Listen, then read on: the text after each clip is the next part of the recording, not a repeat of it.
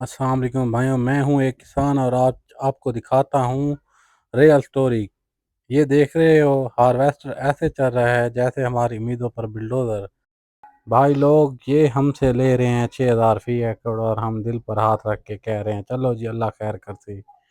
पहले सोचा था इस साल मोटरसाइकिल अपग्रेड करूँगा, कुछ और लूँगा, लेकिन अब लग रहा है साइकिल भी मुश्किल है। खाद महंगी, स्प्रे महंगा, डीजल ऐसे जैसे सोना डाल रहे हो, पानी के लिए अलग परेशानी। और जब सारी मेहनत के बाद गंदम बेचने मंडी गए, रेट लगा 2800, वादा जबकि था 4000 का। यानी भाइयों हिसाब कुछ यूं बना, मेहनत हमारी, खर्चा हमारा, नुकसान भी हमारा और फायदा वो कहीं और चला गया। चले छोड़ें इस बात को। बहरहाल धूप गर्मी सर्दी सब बर्दाश्त करता है किसान, सुबह से शाम तक काम करता है किसान, लेकिन आखिर में तो बस एक ही चीज़ बचती है, मायूसी। किसान हार मानने वाला नहीं, हम फिर खड़े होंगे, मेहनत करेंगे इंशाल्लाह। ये गंदम अब मंडी जा रही है, देखते हैं आगे क्या बनता है।